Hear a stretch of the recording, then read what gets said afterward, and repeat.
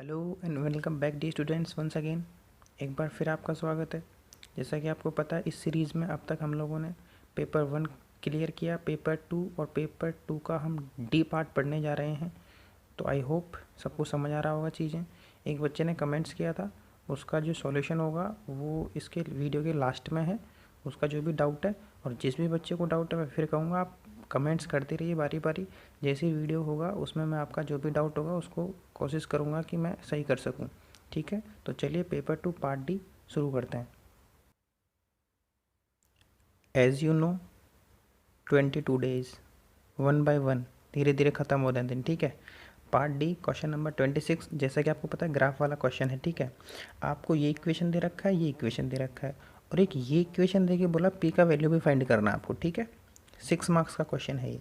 तो जैसा कि आपको पता है सारे सिर्फ इधर एक्स बचना चाहिए, बाकी सबका इधर ट्रांसफ़र कर दिया मैंने। ठीक है, ये प्लस का था, इधर आके माइनस का 3y हो गई 13। तो ऐसे कैसे है, ये एक्स के इनटू में है तो इधर कहाँ आ गया, डिवाइड में। अब मुझे वैल्यूज़ पुट करनी है। आप ये लिखेंगे put y is equal to 1। मान रखने पर y का मान मैंने क्या रखा 1। आप चाहो तो हिंदी लिख सकते हैं, x इज इक्वल टू। अब देखो मुझे कुछ ऐसी वैल्यूज़ रखनी है, कुछ भी रख सकते हैं आप, प्लस में माइनस में ज़ीरो रखो, कुछ भी रखो जिसका पूरा पूरा डिवाइड जाए इस नीचे वाले नंबर से। पॉइंटों में डेसिमल्स में आंसर नहीं आना चाहिए, पूरा पूरा भाग जाना चाहिए, कहने का मतलब ये है। तो मैंने क्या रखा, यहाँ 1 रखा, 1 रखा, 3 को 1 से मल्टीप्लाई किया 3 आ गया, 13 का 13 लिख दिया, नीचे 2 है। अब 1 से मल्टीप्लाई करेंगे 3 आएगा, 13 में से 3 गया 10 हो गया, नीचे 2 है, 2 से डिवाइड किया कितनी बार गया 5 बार। ठीक है, अब देखो आपको टेबल, आपने बॉक्स बना लिया, टेबल कैसे बनाना है। आपने y इज इक्वल टू क्या रखा 1, तो x इज इक्वल टू क्या है 5। तो आप यहाँ बहुत सिंपल लिखेंगे, मैंने जब y इज इक्वल टू 1 रखा तो x का वैल्यू क्या आया 5, सिंपल। अब आपको देखो, अब आपको अगला वैल्यू रखना है। अब जब भी आप अगला वैल्यू रखेंगे तो दिमाग लगाना है आपको। मैंने लास्ट वीडियो में बताया था, एक बार वापस रिपीट कर रहा हूँ। जो भी नंबर आपने ये रखा इसको इसमें ऐड कर दो आप। 1 और 2 कितना होता है 3, तो अगला नंबर क्या रख दो 3। अगर अगला नंबर रखना है तो 3 और 2 5 ऐसे रखो, एक दिमाग लगाओ। बाकी नीचे अगर कुछ दे रखा है उसमें जोड़ दो आप लोग। आपने जोड़ा, देखो अब 3 क्यों रखा मैंने बताया, 1 और 3 इसको ऐड कर दो, 3 आ गया। अब आपने इसको मल्टीप्लाई किया 9।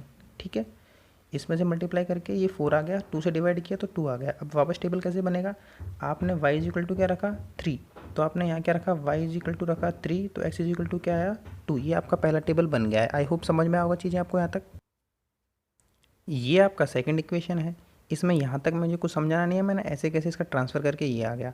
अब देखो, अब आपको पता है नीचे 5 बहुत बड़ा नंबर है, तो 5 का डिवाइड या तो 5 में जाएगा या 10 में जाएगा, तो बहुत बड़ा नंबर जा रहा है इसलिए आप माइनस में रखो। अगर नीचे बहुत बड़ा होता है तो माइनस में रखो वैल्यूज़। मैंने माइनस का 2 रखा, तो इस 4 प्लस 2 को इस 2 से मल्टीप्लाई करेंगे तो क्या गया -4। 4 यहाँ पे था मेरे पास, ऊपर क्या बच गया 0। अब 5 का डिवाइड 0 में देंगे तो x इज इक्वल टू 0 आएगा, याद रखना है आपको। अगर ऊपर 0 आता है, नीचे कोई भी नंबर आता है तो उसका आंसर क्या आएगा 0, सिंपल।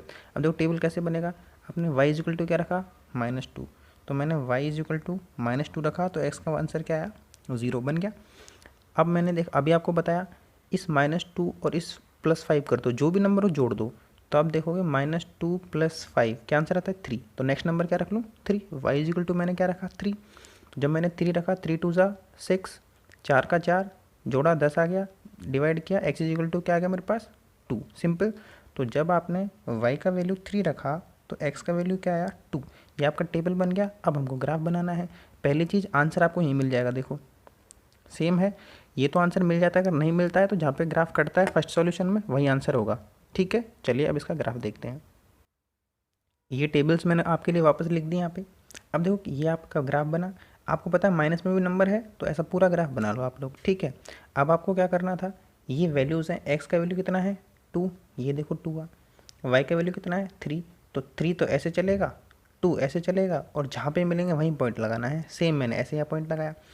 देखो अब ये पॉइंट कैसे बना, ढंग से समझो इसको। मैंने x का वैल्यू कितना लिया, इस वाले में देख रहे हैं हम लोग, क्योंकि इक्वेशन कौन सा है ये वाला। मैंने x का वैल्यू कितना लिया 0, तो x 0 कहाँ रहेगा आपके पास, ठीक है, यहाँ रहेगा 0x, ये 0 हो गया x, और y कितना रहेगा -2, तो y माइनस में चलना है ना, तो ये y है, ये y डैश है, तो -2 यहाँ आ गया, तो यहाँ पॉइंट लगा दिया। सेम ऐसे आपको चलना है, ग्राफ बनाना सीखना है। ठीक है, इसके अलावा ये आपको स्केल लिखना है पूरा, ये लिखना होगा। जो बच्चे इंग्लिश मीडियम वाले इंग्लिश में लिखेंगे, हिंदी मीडियम वाले हिंदी में लिखेंगे।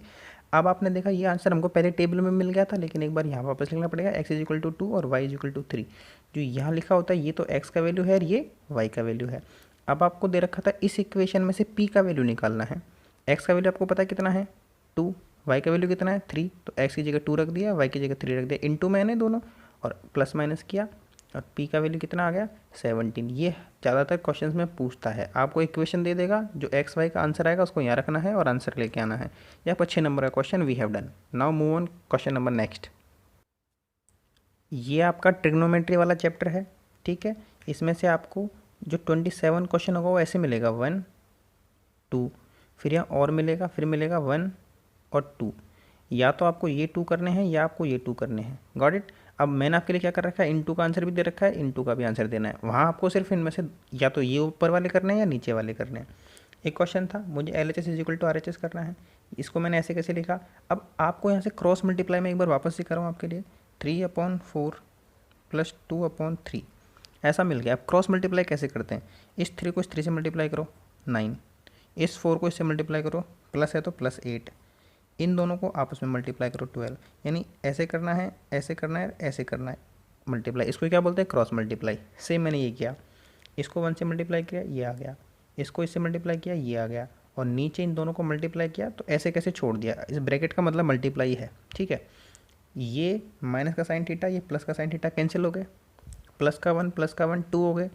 नीचे देखो कौन सा वाला फॉर्मूला बन गया, ए स्क्वायर, मतलब एक बार प्लस में और एक बार माइनस में। कौन सा वाला फॉर्मूला होता है, अगर मैं लिख दूँ ए स्क्वायर माइनस बी स्क्वायर, तो इसको क्या लिख सकता हूँ, ए प्लस बी और ए माइनस बी लिख सकते हैं ऐसे। तो ये तो है, एक बार प्लस में एक बार माइनस में, तो मैंने क्या लिख दिया 1 माइनस साइन स्क्वायर थीटा। ऐसा क्यों लिखा, 1 के ऊपर स्क्वायर लगाने से 1 का स्क्वायर 1 ही होता है, इसलिए इसको ऐसे लिख दिया।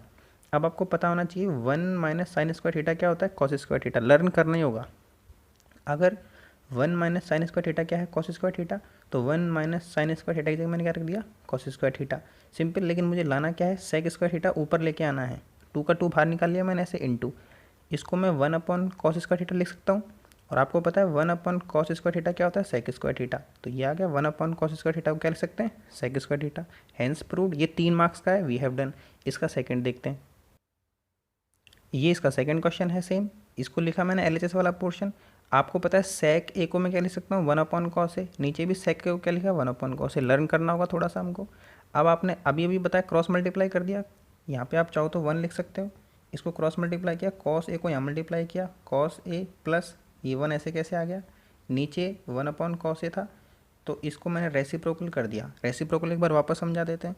अगर आपके पास 3/4 है, इनकी जगह कोई कुछ भी लिखा हो, चलो A/B ले लेते हैं, A/B, और फिर ऐसे C है, ठीक है, और मैंने 1 लिख दिया इसके नीचे। आपको इसको लिखना पड़ेगा A/B, फिर आपको इसका रेसिप्रोकल मतलब उल्टा करना है। इसको डिवाइड हो क्या लिखा मैंने, इनटू। यहाँ C और नीचे 1 था तो ये क्या हो जाएगा, ऊपर 1 चला जाएगा, नीचे C आ जाएगा। इसको बोलते हैं रेसिप्रोकल। तो मैंने इसको लिखा, क्रॉस मल्टीप्लाई कर दिया था ना, तो कॉस ए प्लस 1 और नीचे कॉस ए रह गया, इनटू लगाया, इसको चेंज किया, इनटू लगाया। ये 1 कॉस ए था, कॉस ए तो ऊपर चला गया, 1 नीचे रह गया। आई होप समझ में आया होगा। इससे कैंसिल आउट हो गया, मेरे पास क्या बच गया, कॉस ए प्लस 1। चाहे इसको ये बोलो, चाहे इसको मैं क्या बोल सकता हूँ, 1 प्लस कॉस ए। दोनों में से कुछ भी बोल सकता हूँ, इन दोनों में से, ठीक है। अब इसको बोलने के बाद मैंने क्या किया, मेरे पास 1 प्लस कॉस ए आ गया। इसका आंसर मुझे क्या लेना है, ये वाला लाना है। तो मैंने क्या किया, मल्टीप्लाई कर दिया इसको 1 माइनस कॉस ए से। मैथमेटिक्स में हम मल्टीप्लाई कर सकते हैं, ऊपर नीचे सेम नंबर से मैंने क्या किया, इसको मल्टीप्लाई कर दिया, ठीक है। मल्टीप्लाई करने के बाद आप ऐसा मत करना कि मल्टीप्लाई करने के बाद इसको यहीं पे काट दो, फिर मल्टीप्लाई करने का फ़ायदा ही क्या हुआ। आपने लिखा 1 प्लस कॉस ए, इसका मल्टीप्लाई ये लिख दिया मैंने ऐसे कैसे भाई, इसको इससे मल्टीप्लाई किया, किया नहीं, सिर्फ एज ए लिख दिया इसको, और नीचे 1 माइनस कॉस ए को 1 से मल्टीप्लाई किया, ये बच गया, ठीक है। अब आपने वापस देखा, अभी अभी बताया था 1 plus cos A 1 minus cos A, कौन सा वाला फॉर्मूला बन गया, ए स्क्वायर माइनस बी स्क्वायर। ये 2-3 फॉर्मूले बहुत सिंपल, काम कीजिए इन पर, बहुत आसान है चीज़ें। तो मुझे क्या लिखना पड़ेगा, इसको माइनस में लिखना पड़ेगा ना। तो 1 का स्क्वायर क्या होता है, 1 ही होता है, माइनस कॉस ए को क्या लिख दिया मैंने, कॉस स्क्वायर ए अपॉन नीचे था, इसको ऐसे कैसे लिख दिया। लास्ट क्वेश्चन में मैंने बताया था 1 माइनस साइन स्क्वायर ए क्या होता है, कॉस स्क्वायर ए। तो 1 माइनस कॉस स्क्वायर ए क्या होगा, साइन स्क्वायर ए। सिंपल, ये मुझे प्रूव करना है, hence proved. Question number next. ये ये क्वेश्चन उसका अथवा वाला क्वेश्चन है, ठीक है। 1 2 हमने कर लिए, वापस 1 2 है, चाहे तो आप उन दोनों को लर्न करना चाहे इन दोनों को, लेकिन एग्जाम में 2 ही करने हैं, बट अभी तो यहाँ हम चारों लर्न करेंगे, ठीक है। अब देखो ये वाला क्वेश्चन थोड़ा अच्छा है, इसमें 1 2 3 3 पोर्शन है। आप ऐसे समझो, अगर मैं आपसे कहूँ Ram Shyam is equal to Radha, थोड़ा सा समझना दिमाग लगा के। मैं बोलूँ अगर राम राधा के बराबर है, श्याम राधा के बराबर है, तो राम और राधा भी तो बराबर ही होंगे ना। वापस रिपीट करता हूँ, राम राधा के बराबर है, श्याम राधा के बराबर है। तो मैंने पूछा राम और श्याम बराबर हैं क्या, तो आप बोलोगे यस। क्यों? क्योंकि राम राधा के बराबर था तो श्याम राधा के बराबर था, तो राम और श्याम भी बराबर हो गए। सेम ऐसे ही समझना है। ये अगर इसको मैं इसके इज इक्वल टू लेके आऊँ और इसको मैं इसके इज इक्वल टू लेके आऊँ, तो ये दोनों भी क्या होंगे, इज इक्वल टू होंगे। यही फॉर्मूला लगेगा इसमें। तो देखो इस वाले पोर्शन को लिखा मैंने, कुछ भी नहीं करना। जहाँ पे टेन होता है, वापस रिपीट करेंगे, टेन होता है उसको साइन कॉस लिखना है। जहाँ पे टेन आ गया वहाँ साइन कॉस लिखना है। जहाँ पे कॉट आ गया उसको कॉस साइन लिखना है। ये पूरा क्वेश्चन सॉल्व हो गया, सिर्फ मल्टीप्लाई करना है, इतना समझेंगे आप। अगर टेन के बाद ए है तो साइन ए आएगा, टेन के बाद स्क्वायर है तो साइन स्क्वायर आएगा, टेन के ऊपर क्यूब है तो साइन क्यूब आएगा। आपको ये समझना है, टेन है साइन ए लिखेंगे जी, यहाँ जो लिख रखा है उसको ऐसे कैसे लिख देंगे। यहाँ पे टेन स्क्वायर ए था, मैंने क्या लिख दिया, साइन स्क्वायर ए अपॉन कॉस स्क्वायर ए, क्योंकि साइन कॉस में लिखना है। टेन के पास स्क्वायर है तो साइन और कॉस के पास भी स्क्वायर है, ए का ए। क्रॉस मल्टीप्लाई अभी सिखाया आपको, इसको सेम। अब कॉट को क्या लिख दिया, कॉस स्क्वायर है साइन स्क्वायर है, इनका मुझे क्रॉस मल्टीप्लाई करना है। इसके नीचे 1 लगा लो, इसके नीचे 1 लगा लो, क्रॉस मल्टीप्लाई कर दो। कॉस स्क्वायर ए को यहाँ मल्टीप्लाई किया, कॉस स्क्वायर ए प्लस साइन स्क्वायर है अपन कॉस स्क्वायर है। भाई क्रॉस मल्टीप्लाई किया ना, इसको यहाँ किया, इसको यहाँ किया, इसको आपस में नीचे किया। सेम यहाँ भी क्रॉस मल्टीप्लाई करके मेरे पास ये आ गया। आपको पता होना चाहिए कॉस स्क्वायर ए प्लस साइन स्क्वायर ए हो, चाहे साइन स्क्वायर ए प्लस कॉस स्क्वायर ए हो, इसका वैल्यू क्या होता है, हमेशा 1 होता है। लर्न हो गया। तो मैंने ऊपर भी 1 लिख दिया, 1 अपॉन कॉस स्क्वायर ए, फिर बड़ा वाला अपॉन लगाया और 1 माइनस 1 अपॉन साइन स्क्वायर ए। चीज़ें समझ में आई यहाँ तक? अभी अभी आपको रेसिप्रोकल करना सिखाया था मैंने। इस 1 अपॉन कॉस स्क्वायर को मैंने ऐसे कैसे लिखा, रेसिप्रोकल कैसे कर रहे थे, इसको हटाइए क्या लिख रहे थे, इनटू 1 अपॉन साइन स्क्वायर क्या हो जाएगा, रेसिप्रोकल कर दिया, साइन स्क्वायर अपॉन 1 हो गया, सिंपल।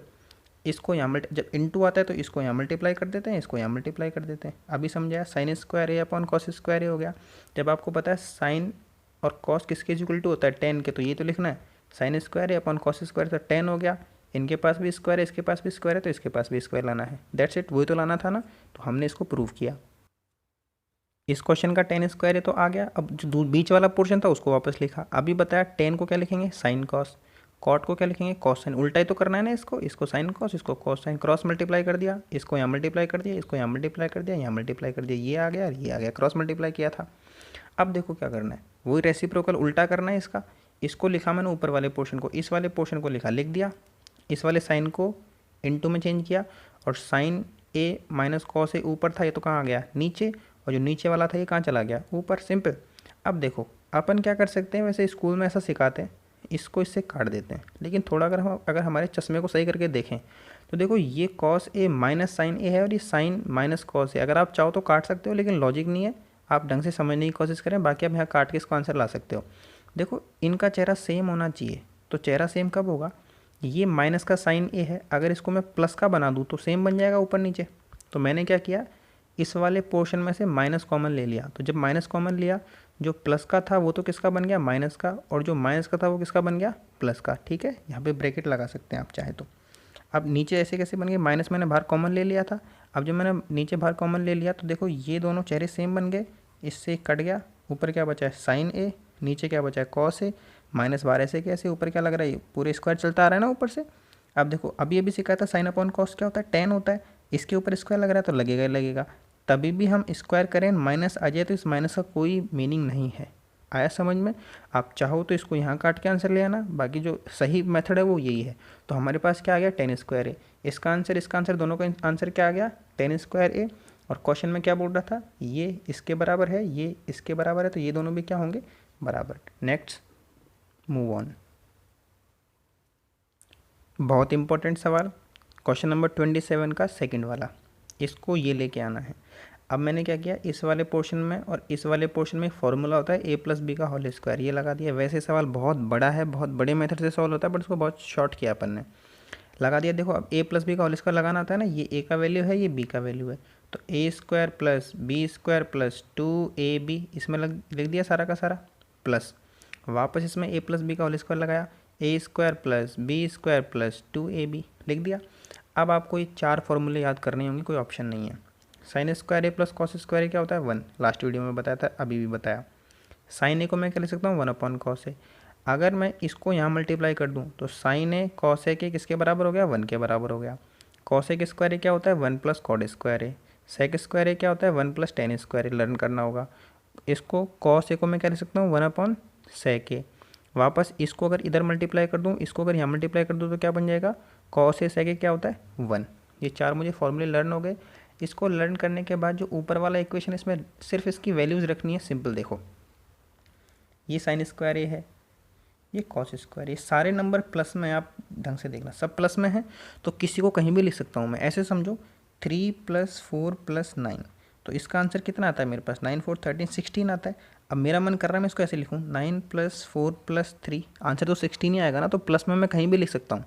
तो मैंने देखा साइन स्क्वायर ए प्लस कॉस स्क्वायर ए तो क्या होता है 1, तो मैंने क्या लिख दिया, ये 1 आ गया समझ में। अब आगे देखना है आपको, ये 2 है, ऐसे कैसे लिख दिया मैंने था।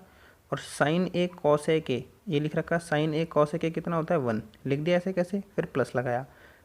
Cos A square A, cos A square ए क्या होता है 1 + कॉड स्क्वायर ए, लिख दिया 1 + कॉड स्क्वायर ए, फिर प्लस लगाया। इस 2 को ऐसे कैसे लिखा, और कॉस ए सेक ए, ये लिख रखा कॉस ए सेक ए क्या होता है 1 1 लिख दिया प्लस। और सेक स्क्वायर ए क्या होता है, सेक स्क्वायर ए क्या होता है 1 + टेन स्क्वायर ए, सारी वैल्यूज लिख दी। अब इनको देखो 1 प्लस इन सबको सॉल्व किया तो कॉट स्क्वायर ए और टेन स्क्वायर ए, तो ऐसे कैसे आ गया, यहाँ लिख दिया कॉट स्क्वायर ए टेन स्क्वायर ए, और इनको जोड़ दो 1 2 3, ये तो 4 हो गए, ये 4 3 7 हो गया, हैंस प्रूव्ड। सिंपल, थोड़ा अच्छा क्वेश्चन है, एक बार इसको रिपीट कर लेना। क्वेश्चन नेक्स्ट, ये क्वेश्चन कोऑर्डिनेट ज्योमेट्री 9 वाला जो चैप्टर है वहाँ से है, 6 नंबर का है क्वेश्चन। इसके अथवा में उसको करो चाहे इसको करो, हमने इसको सॉल्व किया, देखो करवाया हुआ था, एक पेपर में भी दिया था मैंने आपको ये क्वेश्चन। आपसे एक ट्राइंगल की, जो त्रिभुज की इसकी मध्यिकाओं की लेंथ पूछी है, त्रिभुज की मध्यिकाओं की लंबाई पूछी है उसने, ठीक है। तो देखो मध्यिका क्या है, ये डायग्राम बना ट्राइंगल, इसमें यहाँ से लेके यहाँ तक मिडाइन, यहाँ से लेके यहाँ तक मिडाइन, यहाँ से लेके यहाँ तक मिडाइन। अब आपको क्या निकालना है, एडी निकालना है। एडी क्या है, ये और ये पूरा, ये कितनी लंबी है, ये कितनी लंबी है, ये कितनी लंबी है, पूरी बतानी है मुझे। अब आपको पता है कि चलो ये तो मैंने आंसर लिख दिया, अगर मैं आपसे पूछूँ बी ई निकाल के बताओ, आप क्या निकाल के बताओ, ये गलत लिख दिया, बी सी नहीं आएगा, हियर इज़ बी ई, ठीक है। आपसे मैं पूछूँ बी ई निकाल के बताओ, बी ई, तो आपको बी का वैल्यू तो है लेकिन ई का वैल्यू तो है ही नहीं ना, तो कैसे निकलेगा। जिस बच्चे ने कर रखा है सवाल उसको समझ में आएगा, बाकी थोड़ा अच्छा क्वेश्चन है ये। उसके लिए अब आपको एक तो फॉर्मूला याद करना है मिड पॉइंट का। मध्य बिंदु का फॉर्मूला क्या होता है, x2 + x1/2 y2 + y1/2, simple. आपको पता है मिड पॉइंट कैसे निकालते हैं, मिड पॉइंट क्या होता है भाई, ये ए और सी इसका मिड पॉइंट क्या है ई, ये ए और बी है इसका मिड पॉइंट क्या है एफ, ये ए और डी है, लेकिन ये डी किसका मिड पॉइंट है, बी और सी का मिड पॉइंट है। तो मिड पॉइंट के लिए मैंने क्या किया, देखो सबसे पहले मैंने फॉर्मूला याद किया x2 + x1/2 y2 + y1/2, ये मिड पॉइंट का फॉर्मूला था। मैंने इसको एक बार थोड़ा लर्न करना ही होगा, और कोई ऑप्शन भी नहीं है इस चीज़ का। अब मैंने जैसे ही लर्न किया तो मुझे पता है, सबसे पहले वैल्यूज़ रखो। आप लोग कैसे रखेंगे वैल्यू, देखो आपको x1 y1 x2 y2 निकालना हो, क्योंकि फॉर्मूले में मांगा है ना इसने। अब देखो मैंने आपके लिए सॉल्व कर रखा है, आपको b और c के बीच में मिड पॉइंट निकालना है d। तो ये b के पास x1 y1, c के पास x2 y2, मैंने लिख दिया। x1 का वैल्यू कितना है 0, y1 का वैल्यू क्या है 4, देखो x1 0 y1 4, x2 5 y2 3, x2 -5 और y2 3। आपको एक बार लिखना ही नहीं तो बोर्ड में गलती हो जाएगा। इन वैल्यूज़ को इस फॉर्मूले में पुट कर दिया मैंने। ये फॉर्मूला था x2 का वैल्यू कितना है -5 लिख दिया, प्लस x1 कितना है 0 लिख दिया, नीचे 2 है, ये वैल्यू रखे। और इसको पॉइंटों में मत लेके जाना, इसको यहीं छोड़ देना आप। तो मिड पॉइंट मैंने लिख दिए, ये मिड पॉइंट लिख दिए। अब देखो मुझे एडी निकालना है। अब आपको पता होगा एडी निकालने के लिए डिस्टेंस का फॉर्मूला लगाना है मेरे को। डिस्टेंस वाला फॉर्मूला क्या होता है, AD² = x2 - x1 का whole square plus y2 - y1 का होल स्क्वायर। एक बार इस फॉर्मूले को याद करो, दूरी का फॉर्मूला है ये, याद किया। आपको A और D निकालना है, क्या निकालना है A और D। अब आप D मिड पॉइंट निकाल लिया ना आपने, तो अब देखो ये x1 ये y1 ये x2 ये y2, लिख लो x1 y1 x2 y2। x1 का वैल्यू 1, y1 का वैल्यू -1, x2 का वैल्यू -5/2, y2 का वैल्यू 7/2। इनको इस डिस्टेंस वाले फॉर्मूले में रख दिया, ये सारा प्लस माइनस किया। आई होप आप कर सकते हैं। अगर ये भी नहीं हो रहा तो फिर तो प्रॉब्लम बहुत ज़्यादा होने वाली है, ठीक है। तो ये मैंने सारा कैलकुलेशन किया, इसमें कुछ भी नहीं था कैलकुलेशन में, प्लस माइनस है, क्रॉस मल्टीप्लाई, कुछ भी नहीं है, बहुत आसान है, हमको क्रॉस मल्टीप्लाई करना है, सिंपल। आपने क्रॉस मल्टीप्लाई किया, देखो ये सारे वैल्यूज़ पुट कर दिए, जहाँ वन है वहाँ वन लिख लो आप लोग, ठीक है। इसको यहाँ मल्टीप्लाई कर दो, इसको यहाँ मल्टीप्लाई कर दो, इन दोनों को मल्टीप्लाई कर दो, क्रॉस मल्टीप्लाई करके ये आंसर आ गए। अब कैलकुलेशन का एक इम्पॉर्टेंट पार्ट ये है कि आपके पास जब ये दोनों आंसर आ गए तो आप 7 का स्क्वायर करोगे तो माइनस में नहीं आएगा, प्लस का 49 आ गया, 2 का स्क्वायर किया तो 4 आ गया, 9 का स्क्वायर 81 और 2 का स्क्वायर क्या आ गया 4। बहुत बार बताया, अगर नीचे सेम बनता है, नीचे इधर भी 4 है इधर भी 4 है, तो आप कोई भी इक्वेशन हो उसको ऐसे कैसे लिख दो ऊपर, जैसे वापस समझो 3/9 प्लस 6/9, ये 9 है ये 9 है, 9 ऐसे कैसे लिखेंगे, 3 और 6 क्या आ गया 9, सिंपल। तो अब आपने क्या किया, यहाँ पे भी 4 था यहाँ पे भी 4 था, 4 तो ऐसे कैसे आ जाएगा, इन दोनों को प्लस कर दिया 130, इससे इसको कैंसिल आउट किया तो मेरे पास क्या गया 61, 2 से काट दो इसको ऊपर नीचे, ये आ गया। अब मेरे को ए डी का वैल्यू चाहिए तो स्क्वायर है ना, इसको इधर भेज दो, पूरे पे क्या लग गया रूट। तो आई होप ए डी निकाल लिया मैंने। अब देखो एक और निकालते हैं इसका। अब देखिए आप लोगों ने ए और डी का वैल्यू निकाल लिया पूरा, अब आपको पहले ई निकालना पड़ेगा, ठीक है। ई मिड पॉइंट है, तो ई मिड पॉइंट कैसे निकालेंगे आप लोग, ये x1 है ये y1 है ये x2 है ये y2 है, मिड पॉइंट निकालेंगे ई। जब ई मिड पॉइंट आएगा तब क्या निकालेंगे बी ई, सिंपल। फिर आपको एफ निकालना है, एफ मिड पॉइंट है किसका, ए और बी का। आप क्या निकालेंगे x1 y1 x2 y2, इससे f को निकालेंगे मिड पॉइंट को, और जब f आएगा तब क्या निकालेंगे आप सी एफ। तो चलो मैं आपको एक बार ई और निकाल के बताता हूँ। देखो ई के लिए कैसे कैसे लिखना पड़ेगा, ये x1 है ये y1 है ये x2 है ये y2 है, आगे हम वैल्यूज रखेंगे और मिड पॉइंट वाला फॉर्मूला लगाते हैं। Let's start, here it is, ये ई मिड पॉइंट निकाल रहे हैं, आपको पता है x1 y1 x2 y2 उन वैल्यूज़ को रख लिया मैंने ऐसे कैसे, ये मिड पॉइंट का फॉर्मूला है, इसमें प्लस माइनस करके मेरे को ये आंसर आ गया, ठीक है। इस वाले फॉर्मूले में लिखे सारे वैल्यूज़, और देखो जैसे प्लस का माइनस किया तो ये आपको आना चाहिए।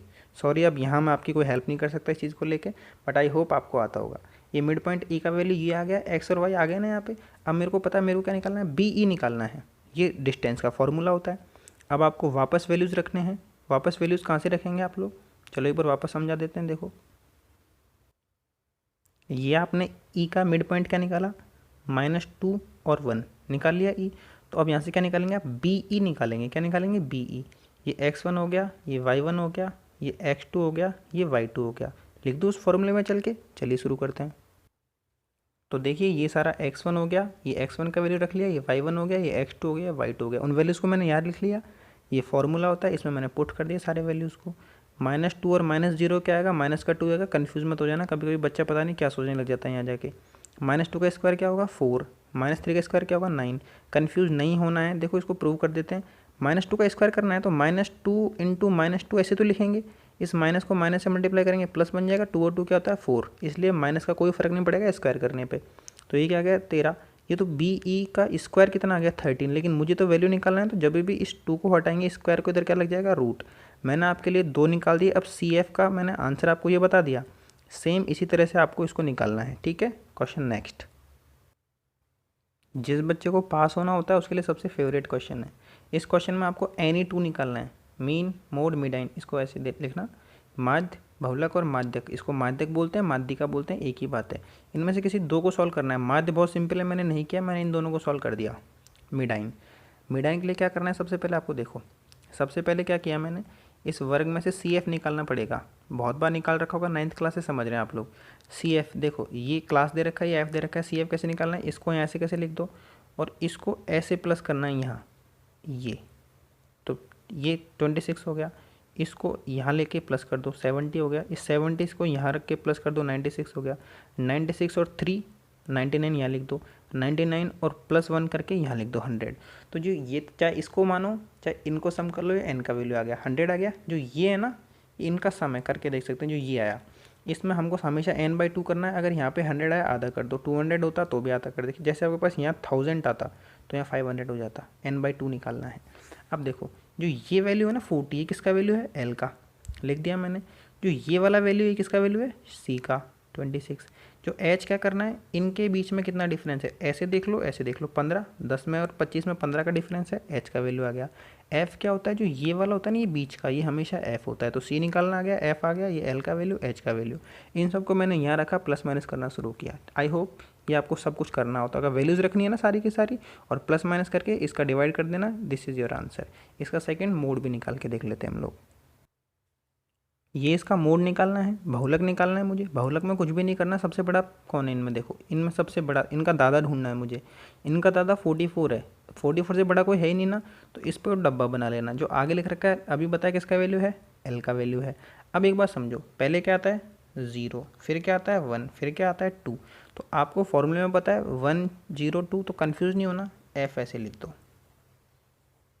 ये F0 का वैल्यू, ये F1 का वैल्यू, ये F2 का वैल्यू, ये तीनों वैल्यू मिल गई मुझे। देखो F0 कितना है 20, F1 कितना है 44, F2 कितना है 26। सिंपल। H अभी बताया था कैसे निकालते हैं, इनका दूरी देख लो कितनी, इसमें कितना गैप है। ठीक है, ये सारी वैल्यूज़ आ गई। ये फॉर्मूला है बहुलक का, याद करना होगा, L plus F1 minus F0 upon 2 F1 minus F0 minus F2 into H। सारी वैल्यूज़ को मैंने आपके सामने लिखा और लिख के सिर्फ प्लस माइनस करना। ये 6 नंबर आ गया आपके, समझो 3 नंबर का वो, 3 नंबर का ये। इसको वैल्यूज़ रखी, देखो यहाँ कन्फ्यूज़ नहीं होना, ये 2 ऐसे कैसे है, इंटू F1 का वैल्यू कितना है मेरे पास 44 लिख दिया, प्लस माइनस किया। एक बात और समझ लेना, इन दोनों का आंसर ये भी माइनस है, ये भी माइनस है। अगर ये दोनों माइनस हैं तो साइन तो माइनस का आएगा, नंबर जुड़ जाएंगे। 26 कितना था 46, इसको 2 से काट लेना ये आ जाएगा, फिर वापस 3 से काट लेना ये आ जाएगा, इसका भाग करके ये मल्टीप्लाई कर देना और आपके पास आंसर आ गया 4857। ये था एक बच्चे का डाउट था, उस डाउट को भी क्लियर करते हैं। चलो देखिए, ये उस बच्चे का डाउट है, वो बड़े से 63 या कुछ ऐसा आंसर आ रहा है उसका। देखो बेटा, इसको मैंने 75 लिखा, ये 69 लिखा। आप चाहो तो स्टेप्स लिख सकते हो, बाकी ऐसे भी कर सकते हो। बाकी हिंदी इंग्लिश के जो स्टेप्स हैं वो लिख लेना अगर आपको लर्न है तो। देखो सबसे पहले 75 लिखा, ऐसे कैसे, इसको माइनस करना है। कोई भी ऐसा नंबर लो जिसका स्क्वायर इसके पास आता हो। तो 8 का स्क्वायर क्या होता है 64, 9 का स्क्वायर क्या होता है 81, तो 81 तो ज़्यादा हो गया ना, तो 8 का स्क्वायर, तो 8 का स्क्वायर क्या हो गया 64। इसमें से इसके स्क्वायर को घटा दिया, मेरे पास क्या हो गया 11 बच गया।